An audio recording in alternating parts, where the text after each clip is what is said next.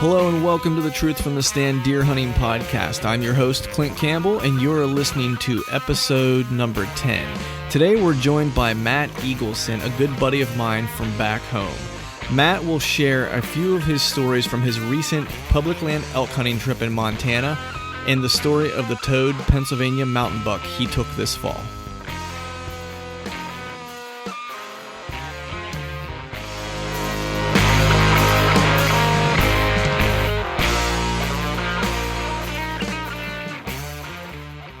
All right, welcome to the Truth from the Stand Deer Hunting Podcast. I'm your host, Clint Campbell, and you are listening to episode number 10.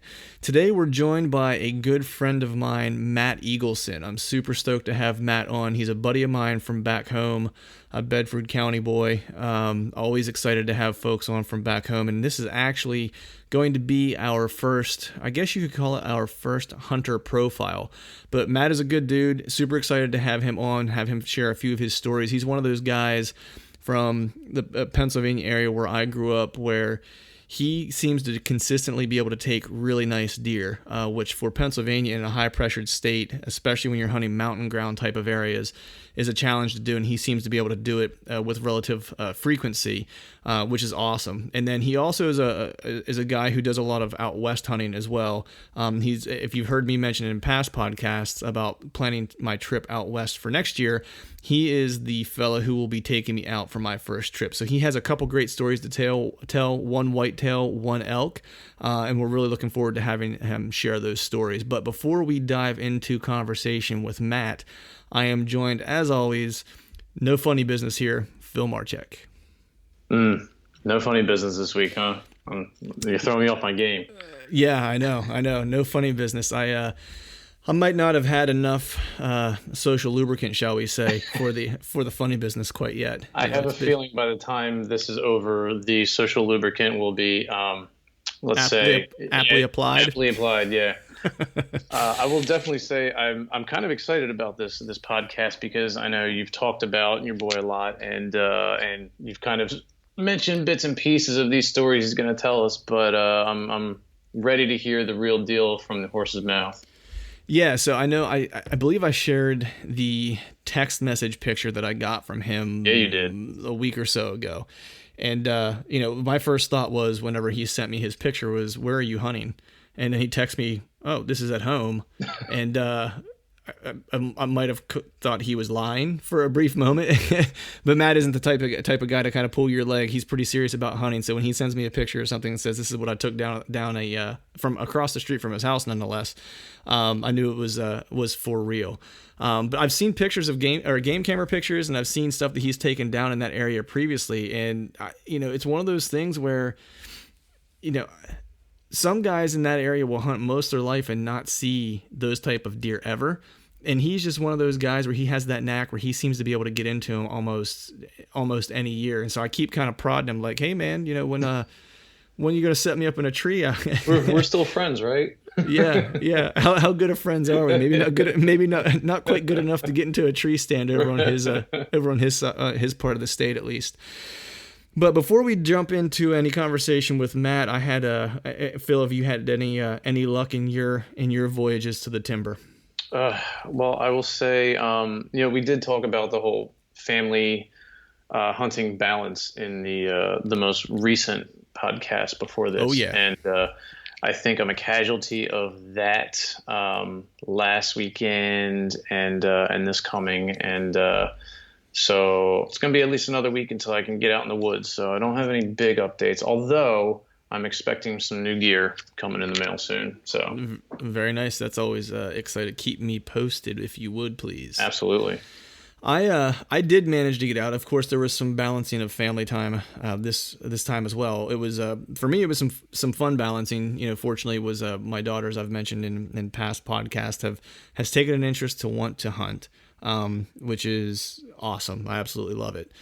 So we were going back home on Saturday. My dad happened to be up from North Carolina, and I think I may have even mentioned this on the previous podcast, just the fact that we were going to be going back home. So my dad was in town, which was great. So the whole family went back so we could meet up with him on Saturday evening. But Saturday morning, it was not, I won't say that there was a hard cold front coming through, but the temperature did drop just a little bit. So I took that opportunity to go behind my in-laws' house. So we have our farm, of course, and that's 240 acres. And then we have about 40 acres behind my father-in-law's house, which we don't often hunt, but we've had a couple pictures of some decent deer running around back there. So I figured Saturday morning I would get up early, hit the tree stand, and then I was going to take my daughter on her first squirrel hunt. So this would be the first hunt that she actually carried a firearm, or I would carry it in the woods. And then once we got to our spot, she would take the firearm from there and see if we couldn't slay some squirrels. So I got up early, hit the tree stand. I was up in my tree stand by about, I guess, 6. I sat till 9 because I told her I'd be back around 9 o'clock to take her out around 10. Got back to the house, got her dressed. I didn't see anything the entire time I was out, not a deer. There was tons of squirrels where I was hunting. So I went back down to the house, grabbed Anna, had her change into her hunting gear. And we walked. I figured I would just take her up to the top of the ridge and take her up where I saw all the squirrels where I was hunting. And we sat about, I don't know, maybe 30 yards, 40 yards from the tree that I had climbed that morning. So we get in there, and she's doing a great job. She's being quiet, and I was really kind of skeptical because, she's 8 years old. Not sure how long she'd want to sit or how quiet she would be. And we found a nice down tree that we could kind of sit on to keep us up off the ground. And we're just kind of watching for squirrels. And, of course, we get up there to hunt squirrels, and there's not a single squirrel to be found. This happens. This happens. Yeah, exactly. So I guess let me backtrack just for a second. So the entire week leading up, I was going back and forth on, I was like, so I'm going to take her squirrel hunting. I'm going to carry my bow with me. I kept telling myself, I'm going to just take my bow. I'll carry the 22 that we took along, and then I'll carry my bow. And then when we get to wherever we're going to sit, I'll hand her the 22, and we'll just kind of wait. That way, if something happens to come by, I have my bow.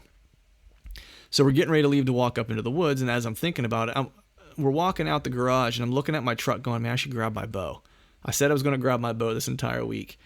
And then just something, I was like, you know what? There's no way she's going to be quiet enough for there to be we might see deer, but there's no way that she's going to be quiet enough or still enough that anything is going to come close enough for me to get a shot. Right. So I was like, I'm not taking it. I'm gonna wait for it. I'm gonna wait for it. So I was like, I'm not taking it.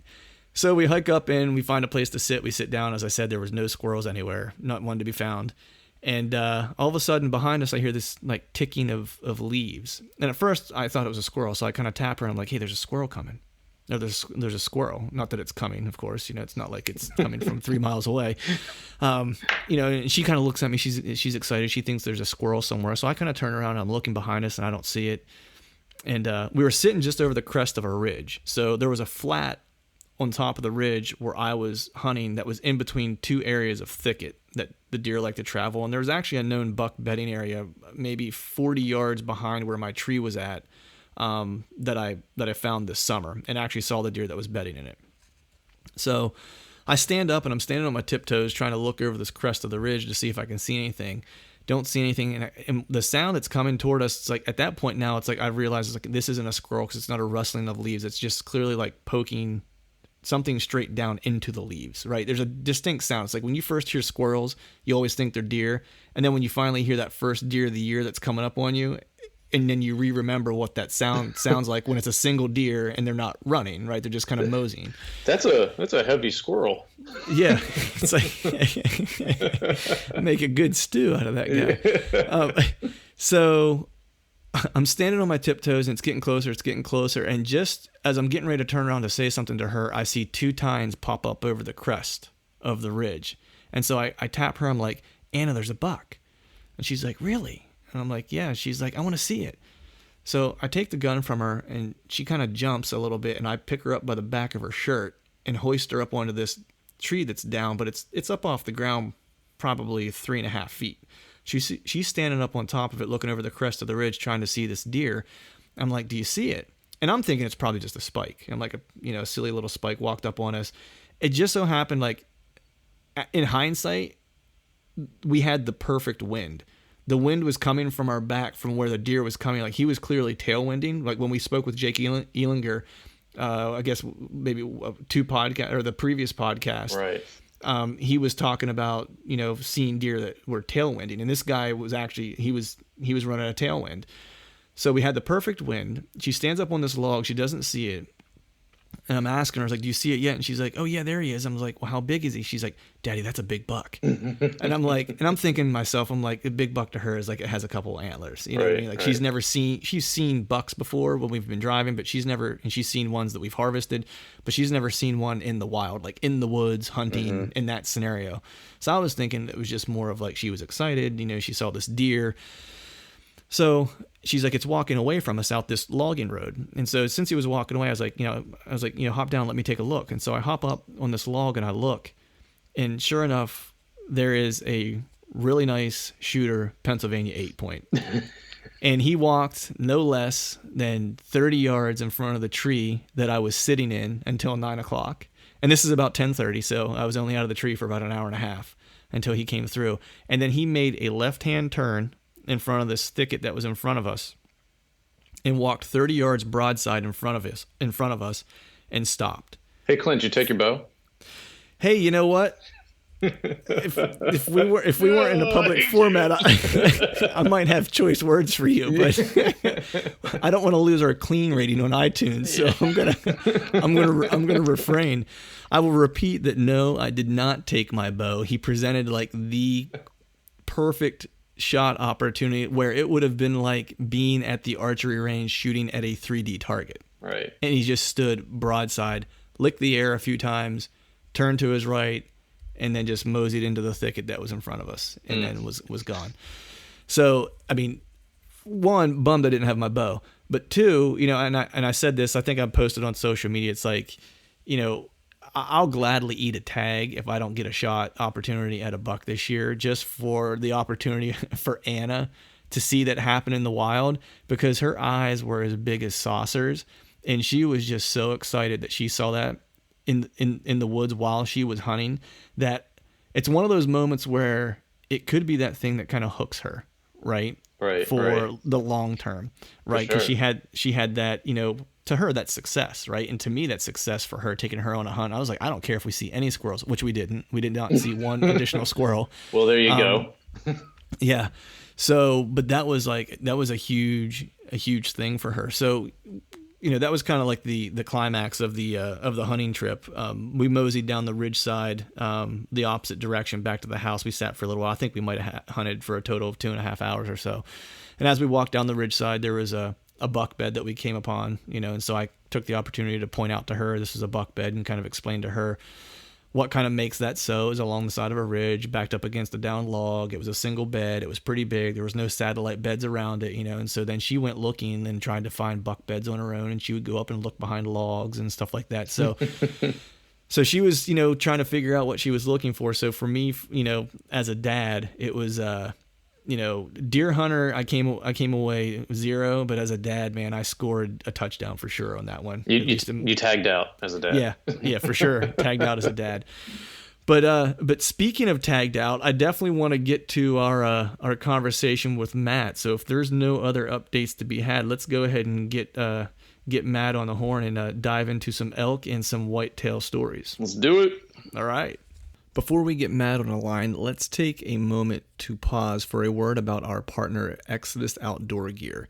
Today's Exodus experience is from Josh Fowler, who explains what their 5-year no BS warranty means to him. So you don't offer a 5-year warranty on a product unless it was designed and tested to last that long without failure the majority of the time.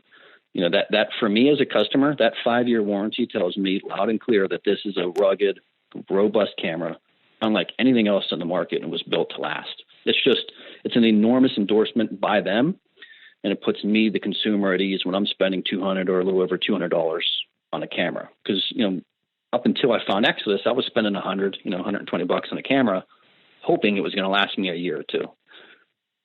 I don't mind spending a little bit more for an Exodus camera that has top-notch specs, top-notch support, but I know is going to last me at a minimum of 5 years.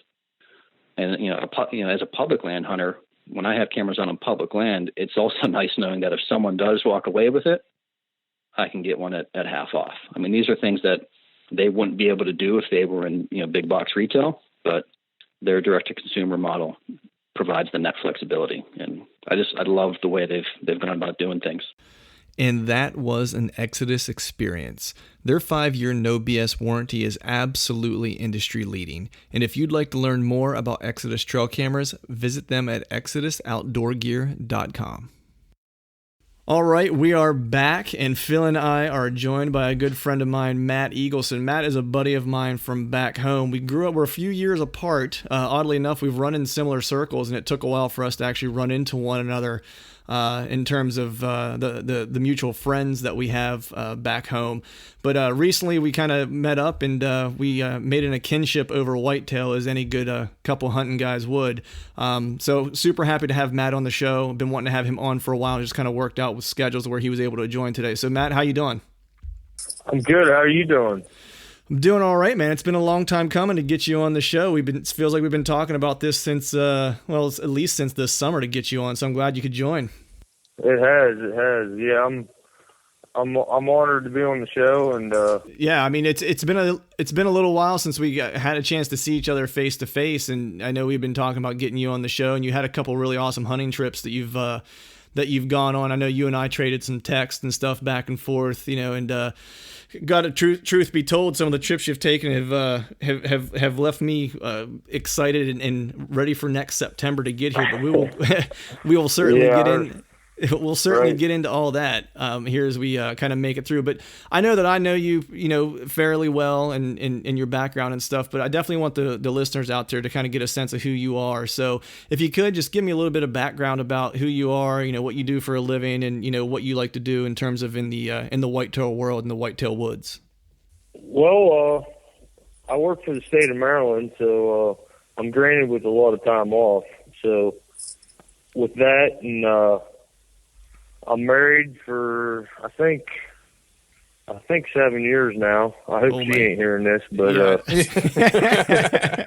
it's all hearsay speculation, anyways. Right? Her and I've been busy with. We have a 1-year-old, a 2-year-old, and a 4-year-old. So we've been a little busy in the baby factory world. And I tell you what, I couldn't do any of this kind of hunting without the support of my wife, which is a bow hunter herself. Yeah, that's awesome. I actually didn't know that when we first met that she was bow hunting, and my mom actually told me that, which is awesome. Yeah, that was one of the seal factors when we got together. I was like, "Are you serious? Or are you making fun of me?" Right. But do you compete with her? Is there a little bit of a competition?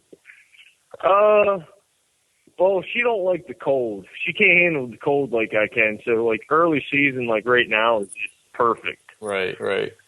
Come November when it's you have those, not like last year, which I wasn't even here anyways, but when you have those 15, 20 degree days with no wind, she can't handle it as well as most. But that could be part of my fault because her clothing line might not be the best. But we won't go there. Right. Yeah, without the support of her, I couldn't do any of this because I tell you what, I get a lot of time off at work, and I'll take a day here and there throughout the year, but literally from September to December, I'm basically retired. It feels like anyways, so.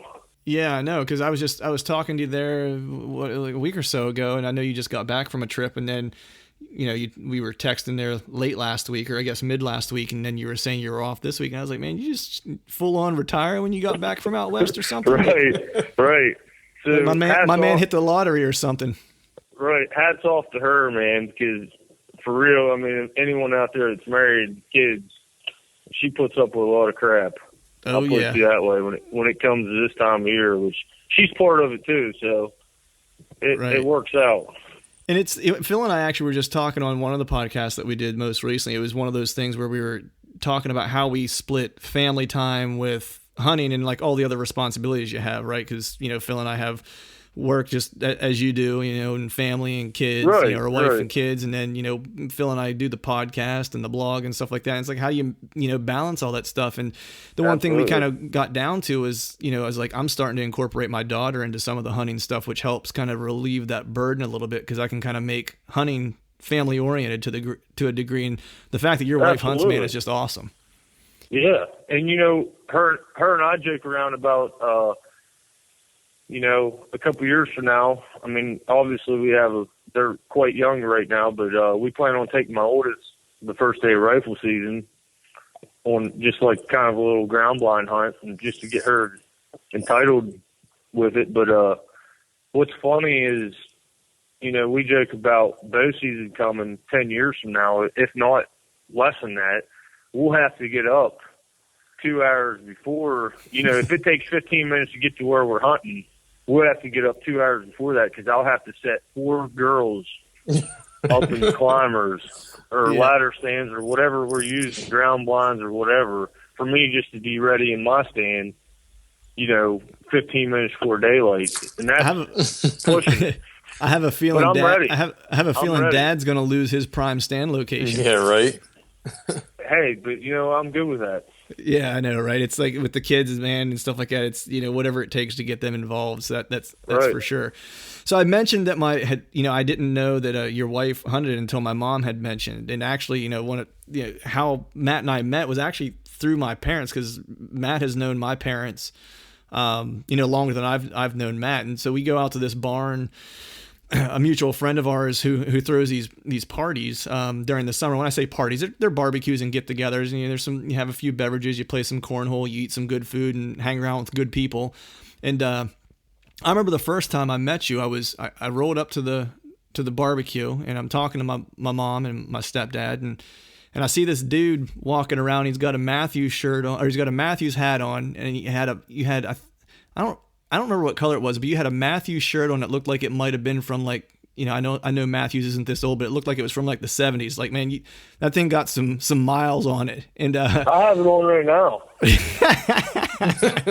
I might not have ever seen you in any other shirt. It's wore out and it's got pink paint on it from painting girls' rooms. So totally appropriate. Yes. Yes. So I see this guy with the Matthews hat on and stuff like that. So I knew that you were a hunter, and all the guys that hang out there at the barn at the barbecue are pretty big hunters and stuff. And I think my mom said something like, "Oh, this is that's Matt. He's friends with B, and he's a big hunter. You guys should talk sometime." And we chatted for a little bit that day, and then I had to take off to come back to Philadelphia. And then fast forward a couple months later, and there was another barn party. And I show up, and I think you still had that Matthews shirt on. And I love Matthews. Right. As do I, my friend. And so I don't even know how it started. I remember how it started. We were playing cornhole, and I had just gone to the races with Buddy, who, for those who don't know, Buddy is one of my cousins. And we were talking about hunting at the racetrack the night before, about doing some, out of state whitetail hunts and stuff like that. And he'd mentioned that he was going out west to hunt elk again this year. And I was saying, oh man, I'd really like to make that trip sometime. Yeah, that'd be great. And we were just kind of BSing. And he was like, well, we should try to plan to do a hunt together sometime. I was like, that'd be great. So we leave the races that night. The next day I go up to this barn party and see Matt, and we're talking and kind of cutting up a little bit. And as we're throwing cornhole together, and Matt can maybe explain his cornhole skills at some point, because they're really good. But do you shoot it like a day it is? Right? Do you shoot it like a basketball? Like I said, it depends on what time of day it is. If we're playing in daylight hours, I'm probably pretty good. Right. But later in the night on July 4th, I'm not very good. Game's not very good. Yeah. So we were playing some cornhole, and we just started talking about hunting and stuff like that. And I had mentioned, that I think I mentioned something about wanting to go on a hunting trip or whatever. And you started talking about you were getting ready to go on a trip out west and going on an elk hunt and stuff like that. And I was like, oh, wow. I was like, that's cool. I was like, my cousin's getting ready to do, something similar to that here in the next couple of weeks or next month or so. And, Matt goes on talking about the trip and, not giving me like details as to like where they're going to go. He has a spot and so on and so forth. And he said he goes out there with a couple buddies of his. And I was like, oh, yeah, that's cool, man. Yeah. And he's like, yeah. He's like, do you know this guy, Buddy? And he says his last name, of course. And I just look at him and I'm like, are you kidding me? He's like, no, why? And I'm like, that's my cousin. I was just talking to him last night. So here, my cousin has been going on trips with Matt out west for, who knows how long, and have been friends for who knows how long. Yeah. And has been friends with Matt for longer than that. And I'm just now getting to know this guy who's this dude I should probably have known for the past 10 years. So that's kind of how Matt and I met. But I'll be honest, it seems like Buddy's been holding out on you. Yeah, Buddy might have been holding out on me a little bit. You know, he's a guy of very few words if you ever meet him. He doesn't say a whole lot, but he's one of them guys you definitely don't want to mess with. That's for sure. Yeah, I mean it's yeah, he's a guy if you're in the dark alley, you would appreciate that he's on your side essentially. He's built like a bullfrog. Yeah. That's a vivid explanation. Yes, absolutely. But so just in talking to Matt during that time, like the thing that really struck me, right, and one of the main reasons, not the main reason, but you know, the reason we really started talking was I could tell how passionate he was about hunting. I mean, if like first thing, like I knew that this dude was in it. I'm gonna step on what you said. What Phil said about my cornhole. You know how athletic I am at cornhole. You start talking about whitetails and elk, I don't care what the score of that cornhole game is, because when we start talking about that, and we're on opposite sides, obviously, because we're sitting beside each other or standing beside each other. Yeah, I mean the score went way downhill when we started talking about elk hunting and whitetail hunting. So it totally did. Like, focus diverted. Yeah, the focus was definitely diverted. But I mean, that was the thing that, like, you know, every now and then you meet guys, you know, that you become friends with that you immediately know that they have a passion like you do that just is, it's hard to explain, you know, and that kind of leads me like the one thing I wanted to ask you, right? It was, you know, that passion that you have for hunting, for whitetail hunting, for elk hunting, all those things. Like, where did that start? Like, when did you, I guess, who got you into hunting and where did that passion come from? Well, you know, it definitely started with my dad. And, you know, when I was a kid and we went rifle hunting, obviously, when, you know, in Pennsylvania, you couldn't start hunting until you were 12 at the time. And that would have been, let me think, 18 years ago, because I'm 30 now. Right. If the math is right on that. But, you know, and I remember telling my dad, and I remember the first day of rifle season when I was 12, and I don't know where this came from, but and this is way before the antler restriction, but I was like, Dad, I don't want to kill a deer until I can throw an arrow through the antlers, and the antlers will hold my arrow. So I'm 12 years old, probably 70 pounds, I don't even know, but, you know, I got my dad looking at me like, really? So, long story short, you know, I remember the first day, he probably woke me up. I mean, in the morning, you got your morning hunt, and then you have that afternoon where you're kind of like a 12-year-old sleeping in the tree stand. Right. And he wakes me up, I think, and there's a spike there, and he's like flipping out, like, shoot it. I'm like, Dad, I don't want to shoot it. And I've never killed a deer in my life. And long story short, obviously I didn't kill it, and it wasn't until I was 15 years old, and Dad introduced bow hunting to me when I was like 14. I think he was trying to wait till I was a little bit mature. It was before the bows were real acceptable to a youth hunter, you know, where they can really go from a draw length and a weight limit to from one size fits all kind of thing. Right. So I think I was 14. I didn't kill that year. And then when I was 15, I kept to that, because from 12 to 15, I'm passing up little bucks. I've never killed a deer. And I killed a 96-inch 11-point. Nice. So it's not bad for the first deer. Yeah. Right, absolutely. And I'm 100% proud of that deer. But, I mean, 11-point that scores 96 inches is not very big, but right. For 11-point. Right. But I'm telling you,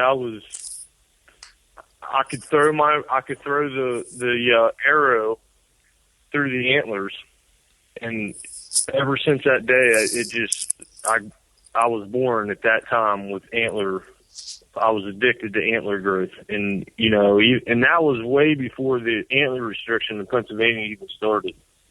So I mean, but Dad obviously, he was the one that he molded me whitetail hunting for sure. And there was a lot of trial and error in them years, obviously. Right. The one thing I think is super cool, I mean, and I got to meet your dad briefly. He's a funny guy. I know that you guys, I'm pretty sure you guys go out west together, and I think that's awesome that you guys still not only hunt when you're at home together and stuff like that, but like taking those trips out there, going out west and him, you guys being able to share that. That's awesome that you guys get to do that together. Yeah, right. Actually, that story, I think he went out in '96 to Colorado with a couple of his buddies, and that was the only time he was out west. And I've been out several times on successful bow hunts to Montana. That's another story. But last year, I went out in rifle season just so I could take my dad and experience that with my dad. You know what I mean? Mm-hmm. So that was epic. Even though Mother Nature completely took advantage of that hunt. I mean, I was fortunate enough to harvest an elk and harvest a mule deer, but it was Mother Nature was. We woke up and had to put chains on leaving town. So nice. Mother Nature's funny like that. Oh my Lord, she'll get you sometimes.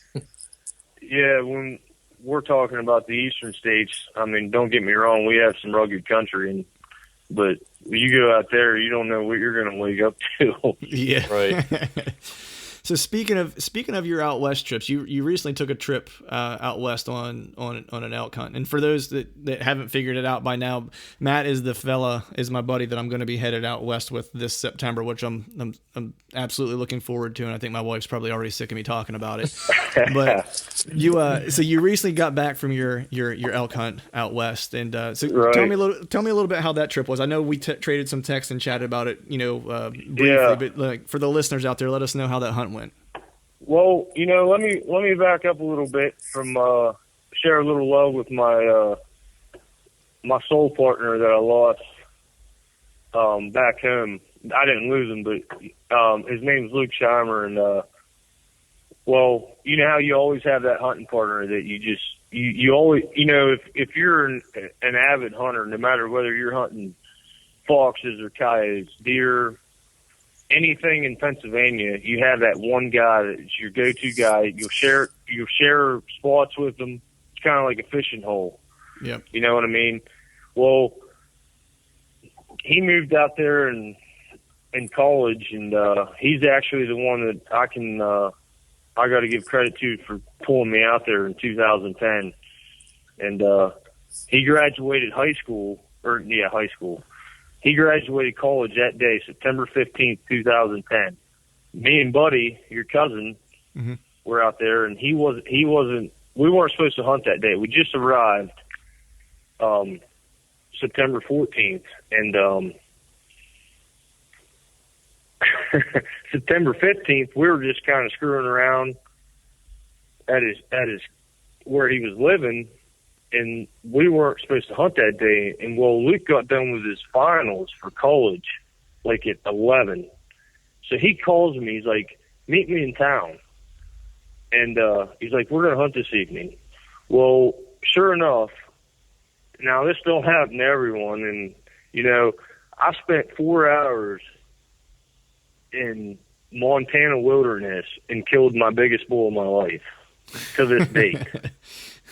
Because of him. So I want to honor him because him and I were like, I don't know, when it come to hunting season, no matter what we were hunting, whether it was fox, coyotes, deer, I mean, anything in Pennsylvania, whether it comes to small game, big game, to groundhog hunting. I mean, him and I were like inseparable. And then he leaves and goes to Montana. But so I got to thank him for even getting me out there because, I mean, not everyone has that kind of connection. Right, and then I mean, it kind of by default, it's like I almost have to give him a thank you too, because otherwise, without meeting you and you having that connection there, it's like I probably wouldn't be making my trip next year. Absolutely, and he's definitely guided me to where I am today, where I'm doing it on my own. Now, granted, we hook up and do some hunting and hang out, but without him, I don't think I'd had the courage to go out there on a DIY bow hunt for my first time ever elk hunting. You know what I mean? Right. Yeah.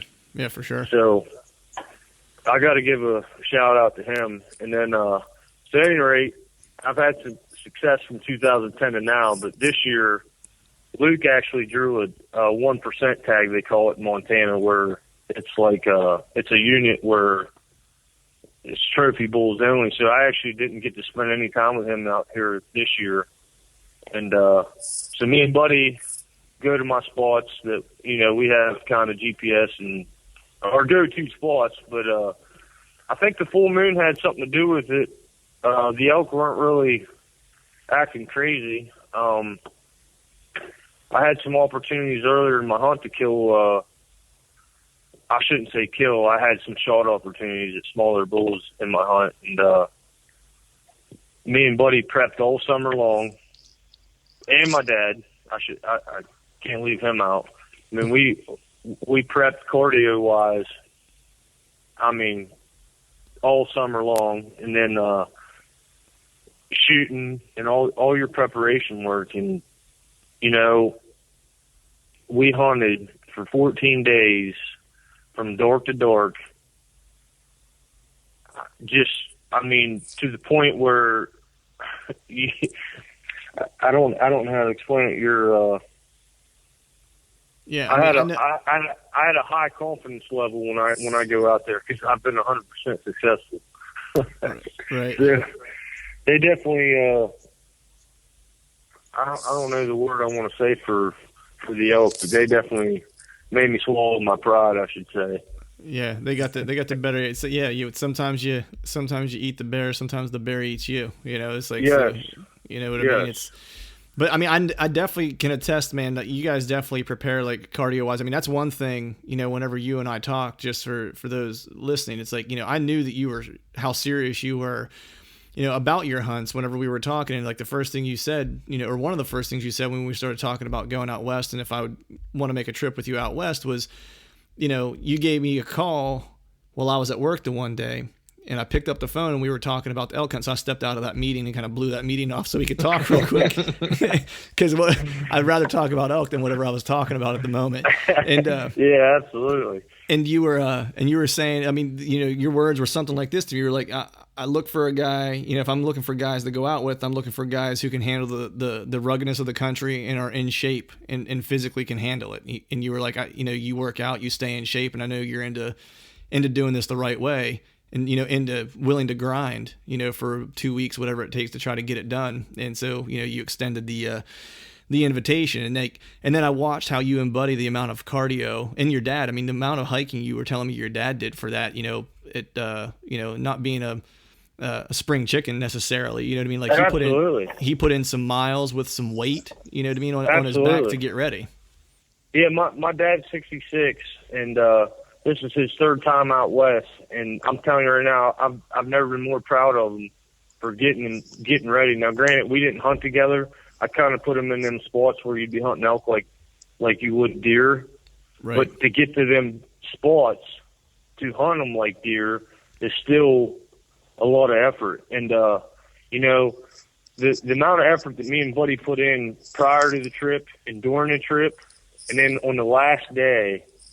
To make a long story short, I was within 85 yards of a world-class bull. I actually have pictures of it, and my buddy and another friend of mine that I've met out west put that bull at 360 minimum. And, you know, I was within 85 yards. Buddy was behind me. It was kind of one of them situations where it was pouring down rain. We've already logged 8 miles that day. I thought he was looking through me, and he was through the brush, and I couldn't like turn around and say something to Buddy because he was this close to me. So obviously between me and him hunting together our whole lives, I'm kind of like, I slide my pack off real slow, and then my binoculars are inside my first layer of clothing, and for 15 minutes I stay at a standstill because I think this bull's looking at me, and you know, long story short with that, I finally get my binoculars out. I get them on so slowly that it's ridiculous. Like my arms are shaking because I'm moving so slow, and then I couldn't even see through them because they're all fogged up from being along my chest and then inside my first layer. So I finally get them wiped off. I get a good look at this bull, and I notice that he's not looking at me, but he's constantly scanning. But at the time, I think he's looking at me. Finally, I'm able to see through my binocs just enough to where I could see him, that he's not looking at me. Well, after the whole scenario, Buddy said this whole thing took, from when I seen him to when I got up to him, took an hour. So I moved roughly 40 yards in an hour. Every time he'd scan, I'd take a step. And then finally I got up to him, and I'm on my last pine tree that I have a clear for a shot. And I have a little pocket through the pine tree where I could throw my I could throw my rangefinder on him, and I can see his whole body exposed. He's looking downhill. It's just like it's perfect. At this point, I'm like, this is going to happen. I have 2 steps to take, and this shot's going to happen. So I range him at 45 yards. I draw my bow, and now I'm walking backwards because I have 2 steps to get to his body, for an opening. So I draw back, I take 1 step, and he stands up. And I'm like, what the heck? So I'm like, at the time, it's easy to do a Monday morning quarterback, kind of like, come up with excuses or why I didn't do this or why I do that. But I was so careful for an hour at getting within 40 yards of him. And, so at that time, he had no idea I was there, but anyone that's elk hunted knows that one of them animals can take 3 steps, and 3 steps to them, it feels like 10 yards. Right. So he gets up. I'm at full draw this whole time. He gets up, takes like 2 or 3 steps, shakes off like a dog that just jumped in the water, and then does a soft bugle to the point where I couldn't even. Like, if you were 200 yards from this elk, you would not have heard the bugle. 7 cows get up. So I feel like I did a good job by getting past 7 cows because I just walked past 7 cows on this sneak. So they get up and they're kind of feeding. They're like 30 yards from me. So at this point, I can't move at all. And I was hoping that they would kind of start feeding towards me. Well, he just started walking out the timberline away from me, and I never did get a shot. And I tell you what, after the hunt, I walked back to Buddy. This is literally, we actually stayed an extra day than we were supposed to at this point, according to our wives. Right.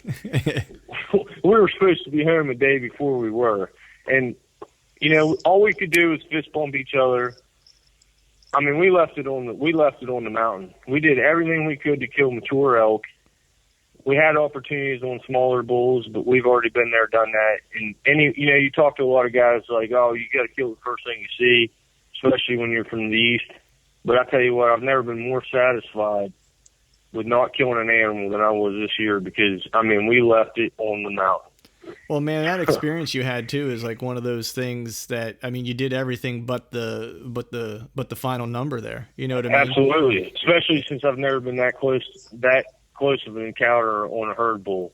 So well, man, and the size of that bull on public land, DIY. I mean, there's not a lot of people that get that opportunity in that scenario. Absolutely, you know what I mean? And that last day and the last evening, pouring down rain, was so satisfying that words can't explain it, man. It was epic. Nice. I was actually going to say, for not coming away with a trophy, epic is the first thing that comes to mind. I mean, right. I'll put it this way, like Clint was kind of like teasing when him and I were talking before about this story that you had, and that he wanted to have you on to talk about it. And I'm like, okay, yeah, I want to hear about it too. Man, you definitely lived up to the legend. It was. And I tell you what, anyone's out there listening that loves turkey hunting in Pennsylvania, picture your best day in the woods, turkey hunting, and put it I mean, picture a 900-pound turkey coming through the woods.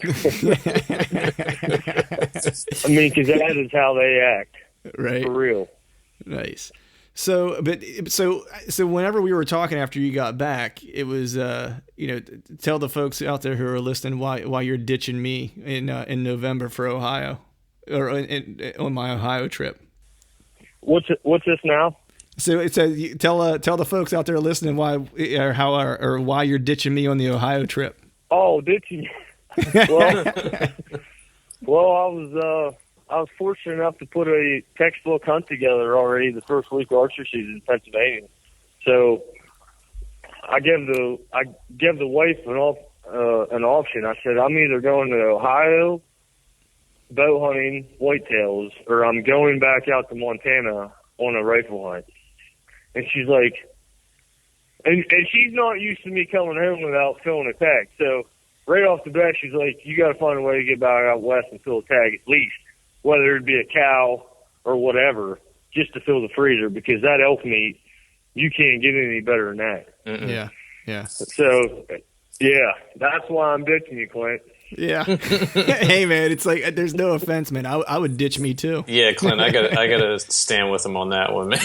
Yeah, for sure. I mean, not even it's not even has anything to do with whitetail hunting or elk hunting. If it came down to me, just the scenery is worth the trip. Oh yeah. I mean, it's just, we're not used to it. It's gorgeous. Yeah. So, I like the theory that it's really just because of Clint. I like that theory better. I heard that. Yeah. I'm a big jerk. I bust on Phil all the time, so I mean, I guess it's fair that I'm getting busted on this time. But so you mentioned something there that I wanted to touch on a little bit. So you had an awesome whitetail hunt this year, and I know that you and I you shared some game camera pictures with me over the course of the summer, and you got some great deer out in your area, which is, for those who are listening from Pennsylvania, man, it's, you can get it done in PA. And I think that's one of the things that, is interesting about some of the hunts, because you're one of the few guys that I know who get it done, on good deer, on mature deer in PA, because that's a challenge. You know what I mean? There's not a ton of mature deer around. So, if you can you just talk a little bit about where you typically hunt whitetail when you're your prime hunting locations, and what the terrain is like? Is it mountain? Is it agriculture? Can you just give us a little sense of the areas that you're hunting around Pennsylvania? Yeah, I can. Do you want to know, like first question? Do you want to know I like this. He's turned the tables. He's interviewing me now. Yeah, this year's back hunt, on you. This year's hunt, on how easy it was. Not, I shouldn't say easy, but it was textbook to the point. Or do you want to hear overall? What do you want to? Let's hear. Let's just hear in general where you've been hunting overall, while you've been hunting in Pennsylvania. Just describe the land for the listeners. That way they can kind of get a sense for the type of terrain you're hunting in Pennsylvania. I am hunting Goat Rock timber. I'm hunting the mountain, so it's coming from out west hunting. You feel like you can be you're like a Navy SEAL sneaking through the timber, because it's nothing but pine trees. Right. And then you come back 4 days later and start our season, and I'm trying to sneak through the woods, and you can't do nothing but be loud walking through the woods, because I mean, all the limbs and the leaves and the rocks and Yep. So pretty much out there in the area. So folks that are listening know that I'm from Bedford County, so that general area, it's there's a lot of timber. It's not like you're hunting a big agricultural area. Oh like in Illinois or whatever. It's not little fingers of timber. It's big blocks of timber. It's absolutely. I'm hunting the Rocky Mountains of Pennsylvania. Yeah. As I would, I'm not hunting the private ranch grounds where I don't know anywhere in Pennsylvania really that has the premier Midwest ground, but right. Yeah, I'm doing it as hard as anyone else can do it, I guess. Right. So I get picked on a lot about how I can do what I do, but right, yeah, I just do it. I think you're part goat, I think is what it comes down to. Not What's quite that? sure. I said I think you might be part goat. I think is what it might come down to. Dude, hold on a second, Clint. I mean, you got a friend you call the deer whisperer, and then this one's part goat. I mean, what's going on around your end? Hey, man, it's like I run with a good crew. What can I say? You know. Hey, all I gotta say is them animals got four-wheel drive, and all we got two-wheel drive. So, yeah, you know, I like to think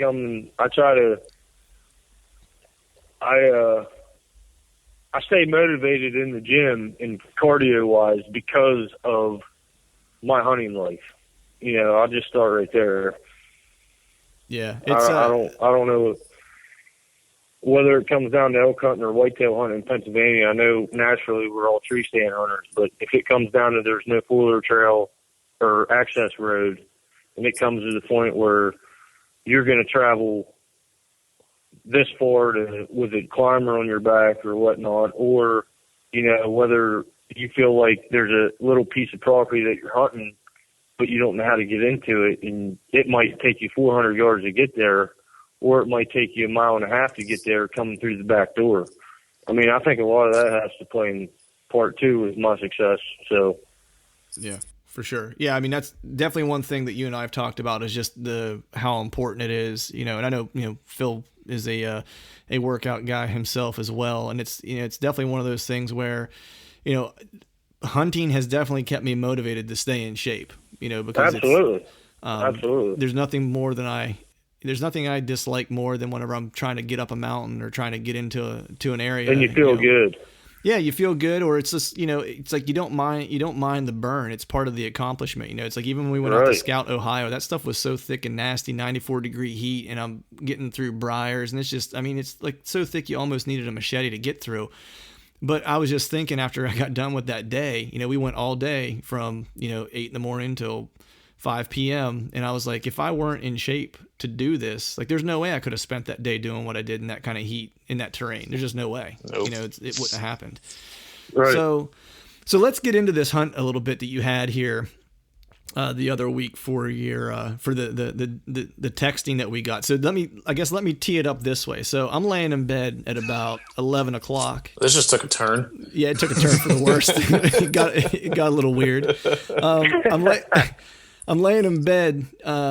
I don't know. I was reading like a quality whitetail magazine or something like that, because that's usually like my bedtime reading is a whitetail magazine. And I'm laying there reading, and my phone buzzes, and my wife hasn't gone to bed yet, and she's like, "Who texted you?" And I was like, "I don't know." I was like, pick up my phone, I look at it, I'm like, "It's Eagleson." She's like, "Oh, what's he want?" And I was like, "I don't know. Let me look." And I open it up, and here's a picture of this toad in the text message that he took, and I was like, "Where'd you get that?" And he's like, "Back home here." I was basically like, "You got to be kidding me!" And so we traded a few texts, and then he hits me up with he's like, "Give me a call." So of course, you know, as any good whitetail hunter would do, I got up out of bed. that was the worst part about it is I had to work the same day I achieved that accomplishment. Right. Yeah. No, that was the worst part about the day. Yeah, because you definitely want to celebrate. So I get up out of bed. Megan's my wife. She's like, "Where are you going?" I was like, "I'm Eagleson killed a big deer." I was like, I'm going to go call him. So with that as like the precursor, let's talk a little bit about the deer you took, and let's start at the beginning. Like, I know you had some intel on this guy starting early in the year during the summer. So let's start there about when you recognized or noticed this deer or this group of deer in this specific area that you saw this guy. You know, okay, it's short and sweet for real, but you know, I put some trail cameras out, and at this time I didn't, you know, and in the summertime we had a real bad drought this year, so all the corn where we come from was like terrible. It still is terrible, and I don't even know how it's holding deer, but I mean, there's no reason why you should be able to see deer at the end of June in a cornfield. You know what I mean? Right, yeah. So yeah. From a long ways off, we could see these deer, you know, in the middle of summertime, in the middle of the cornfield, coming out. And so I decided to pull all my cameras from one property and to put them all in. I put 4 cameras out in this one property. Well, it's back in our ground, and it's all mountain ground. And for real, I put them out, and I let them sit. I knew the deer were there. I was taking full advantage that no one else was in there, kind of screwing around in the summertime, trying to get bit by snakes or whatnot, talking to work buddies and stuff. They're like, how can you go all summer without checking your cameras? I'm like, well, I'm just hoping they're there, because I know they're there because you can see them. Right. So you could see. So what was your vantage point for being able to see that they were there? Could you see it from your house? No, you could just see them from the road. That's Okay. how, but you know how deer are in the summertime. They're kind of like what we call in Pennsylvania, their summer pattern. They're not really worried. They're not really worried about traffic or whatnot. And you're talking 500-600 yards away. So you throw a spotting scope on them deer, they're not really, I don't know, they're not worried. So Right.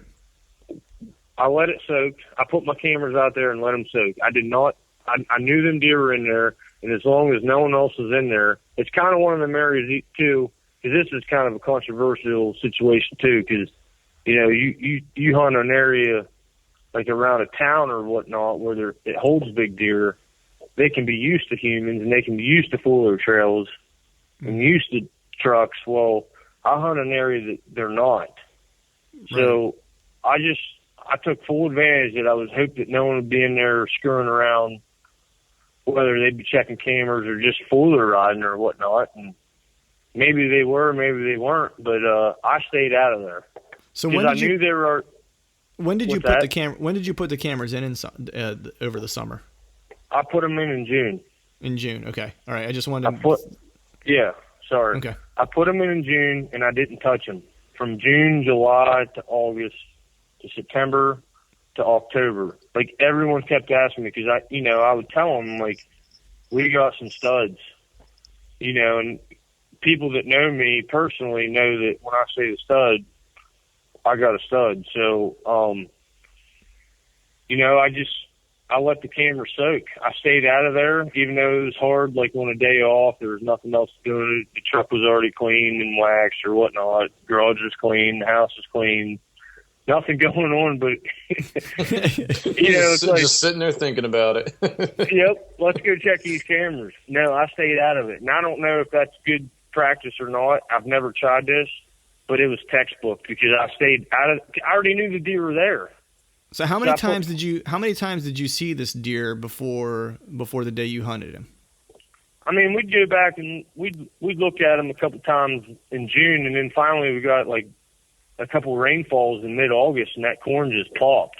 It was still terrible, but it popped to where you couldn't see bodies anymore. Right. Okay. So I still stayed out of there, and then I was gonna check them before I went out to Montana. And a lot of people listening, I'm not saying that there's anything wrong with it, but I just, you kind of know, especially in the summer pattern, as long as no one's bothering them, I don't see them going anywhere. You know what I mean? Yeah, they're not changing their bed to food pattern unless something forces them to. Yeah, right. So, I just kind of went off that. I was like, I'm going to completely stay out of there. And I'm not saying that I did anything right or wrong, but I'm not saying go check your cameras, because that's exciting. It is. It's right. Fun to go check your cameras. But I completely stayed out of there, and my cameras were full. Well, I checked them. I hunted Saturday evening, Monday evening, Tuesday morning on the first 3 days of bow season, and then Tuesday after mid-morning, like at 11, I went and checked them cameras, and I had this buck, not every day, but on a consistent basis, out of velvet, coming down this trail. So I couldn't hunt Wednesday morning because I had my girls. Thursday morning, it was so foggy that it felt like it was raining. And, I went and climbed a tree in my Summit Viper. And, it's so short and sweet, but 740 come rolling around, and here he comes. It's him and another big frame deer. Yeah, it was textbook. But it was another big frame deer, and I don't know which deer it was because I have a couple bucks on inventory that are really actually nicer than this one I killed. But there ain't very many people in Pennsylvania that I know can pass up a 139-inch 8-point. So when that deer came up, so you basically you put the cameras in June, you let them soak till October, which is key because there was no scent in there, there was no nothing. They were snug as a bug in a rug in that area. Right. And that was kind of my mentality the whole time. Like, stay out of there, keep the human scent out of there, keep as long as no one else goes in there, which you don't know that, no one knows that. Right. But that's the way it felt because when I was there, I checked the cameras on, I don't know what date it was, or October. It had been the second day. It had been the third day archery season. It had been the first Tuesday. And I checked them then, and I'm like, I'm going in there Thursday morning because I couldn't hunt Wednesday morning. So then Thursday morning, I went in there, and you have a 4.5. I aged them at 4.5. I have one of them 10-year Joel molds. And I aged him at 4.5, and I caught a 4.5-year-old at 12 yards from my stand. Didn't have a clue I was there at 7:40 in the morning, and for that to happen, anyone that's been bow hunting a long time knows that you just don't catch mature deer on the feet in the mornings without any kind of alertness. Yeah, he was comfortable. That's for sure. Absolutely. And the fact that he's 4.5 in Pennsylvania, man. That's. Regardless of the size, 139-inch deer in Pennsylvania is, that's a big deer. I don't care where you're at, right? Some folks out in Iowa or in the areas in the Midwest, they grow really big deer out there, and that's a nice deer to them out there. But even out there, 139-inch deer in Ohio or Illinois is still a nice deer to take, regardless. But the fact that it happened in Pennsylvania, that's absolutely. That's something. And I'm not saying that because I killed it, but a 139-inch 8-point in any state, them Iowa guys, Illinois guys, 140-inch 8-point is legit. Yeah, for sure. So, yep. And I'm not saying that because I killed it. You know what I mean? It's just that was the deer. That was the deer that came 12 yards from my stand. And I had all kinds of intel of them, and it was textbook, man. I'll definitely say, Clint showed me the picture of it, and that would be a good deer practically anywhere you went. So what was your initial thought? What was your initial thought after you after you arrowed him? Because did it happen real quick? Did he come up on you behind? Did you hear him come in? Or what, did he come quiet to you? No, it was real foggy. So the leaves were kind of moist from just the moisture in the air. And I didn't hear him or see him. I actually seen the other big frame buck first because he came. Actually, I was in my Summit. So, and I always position myself in my Summit to be uncomfortable. I don't. You know how on the Summits, the seat when you're sitting in your Summit, your back's against the tree. Right. Mm-hmm. Well, I always position myself to be. I use the tree as my defense, so I don't ever sit to where I could sit to see where the deer are naturally coming from. Okay. You know what I mean? Yep. I'm basically constantly leaning on the rail or standing, and I use the tree as my guard. Yep. Well, at any rate, I didn't see him, and he was literally probably 50 yards from me when I first seen him. But I seen the other big frame deer, and I don't know which one it was. But when I seen him, I knew which deer it was because he has one split brow, so he's actually a 9-point. But I kind of consider him as an 8-point. But I knew which deer it was, and he was just on a beeline, kind of feeding. I was on an acorn flat, and it was textbook, man. He came in, my adrenaline started pumping. And, anytime that I that I have, even with doe, I get adrenaline rush when I have my mind made up that I'm going to doe hunt and I'm going to try to harvest a doe. I get an adrenaline rush, and that's what keeps me coming back. So I mean, yeah. And when I try to calm myself down, when I seen he was coming on a string line, and I knew like he come right through. And when I was in that blind spot with the tree that I was actually in, I brought my bow on the other side and I went to full draw, and I kept telling myself, just like target practice, just like target practice. That's my that's my talking to myself, calming myself down. Right. And he stepped in an opening, and it was about the most ethical shot you could ever take. Because I mean, he went 30 yards and powered up, so it was perfect. That's awesome. Ends. That's awesome. Yeah, especially you know in the foliage. The foliage that we hunt. What's that? Sorry. Go ahead. Let's finish up. No, I was just gonna say, especially in the foliage this time of year, where you can't really see that well because all those leaves on the trees, and the experience from contact to the end. I mean, he went down quick, so that's always good to me because I hate that long drug out process. You know what I mean? Yeah, I hear that. You want to anguish any or leave any sort of doubt that, oh man, this thing might get away or it's going to go off somewhere else and I'm going to lose it. Like, yeah, you definitely. You mean that deer? That deer?